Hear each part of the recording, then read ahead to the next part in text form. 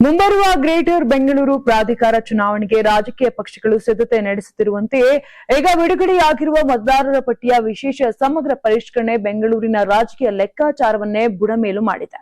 ಹೌದು, ವಾರ್ಡ್ಗಳ ಗಡಿ ಬದಲಾಗಿದ್ರೂ ಕೂಡ ಮತದಾರರ ಸಂಖ್ಯೆಯಲ್ಲಿ ಆಗಿರುವ ಭಾರಿ ವ್ಯತ್ಯಾಸ ರಾಜಕೀಯ ಪಕ್ಷಗಳಿಗೆ ದೊಡ್ಡ ತಲೆನೋವಾಗಿ ಪರಿಣಮಿಸಿದೆ.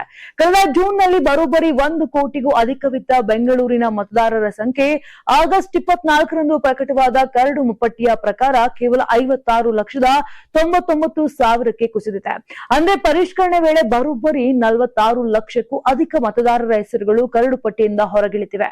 ಇನ್ನು ಹೊಸದಾಗಿ ಅರ್ಜಿ ಸಲ್ಲಿಸದಿದ್ದರೆ ಇವರು ಮತದಾನದಿಂದ ವಂಚಿತರಾಗುವ ಆತಂಕ ಕೂಡ ಎದುರಾಗಿದೆ. ಇನ್ನು ಕೆಲವು ವಾರ್ಡ್ಗಳಲ್ಲಿ 10,000ಕ್ಕಿಂತ ಕಡಿಮೆ ಮತದಾರರಿದ್ರೆ ಇನ್ನು ಕೆಲವು ಕಡೆ 20,000ಕ್ಕೂ ಅಧಿಕ ಮತದಾರರಿದ್ದು ಅಸಮತೋಲನ ಸೃಷ್ಟಿಯಾಗಿದೆ. ವಾರ್ಡ್ಗಳ ಗಾತ್ರ ಸಣ್ಣದಿರುವುದರಿಂದ ಪಕ್ಷದ ಚಿಹ್ನೆಗಿಂತ ಅಭ್ಯರ್ಥಿಯ ವೈಯಕ್ತಿಕ ಪರಿಚಯ ಹಾಗೂ ಸ್ಥಳೀಯ ಪ್ರಭಾವಕ್ಕೆ ಈಗ ಹೆಚ್ಚಿನ ಮಹತ್ವ ಬಂದಿದೆ. ರಾಜಾಜಿನಗರ, ಗಾಂಧಿನಗರದಂತಹ ಕ್ಷೇತ್ರಗಳಲ್ಲಿ ಮತದಾರರ ಸಂಖ್ಯೆ ತೀವ್ರವಾಗಿ ಇಳಿಕೆಯಾಗಿದ್ರೆ ಯಲಹಂಕ ಹಾಗೂ ಬ್ಯಾಟರಾಯನಪುರದಲ್ಲಿ ಮತದಾರರ ಸಂಖ್ಯೆ ಹೆಚ್ಚಾಗಿದೆ. ಇದು ರಾಜಕೀಯ ಪಕ್ಷಗಳಿಗೆ ಅಭ್ಯರ್ಥಿಗಳ ಆಯ್ಕೆ ಹಾಗೂ ಚುನಾವಣಾ ಪ್ರಚಾರದ ರಣತಂತ್ರವನ್ನ ಮತ್ತೊಮ್ಮೆ ಮರುಪರಿಶೀಲಿಸುವಂತೆ ಮಾಡಿದೆ.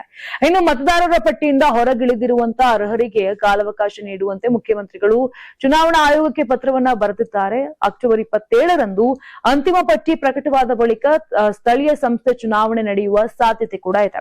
ಒಟ್ನಲ್ಲಿ ಎಸ್ಐಆರ್ ಪ್ರಕ್ರಿಯೆಯು ಮುಂಬರುವ ಜಿಬಿಎ ಚುನಾವಣೆಯಲ್ಲಿ ಗೆಲುವಿನ ಸಮೀಕರಣವನ್ನೇ ಬದಲಿಸುವುದರಲ್ಲಿ ಯಾವುದೇ ಸಂಶಯವಿಲ್ಲ.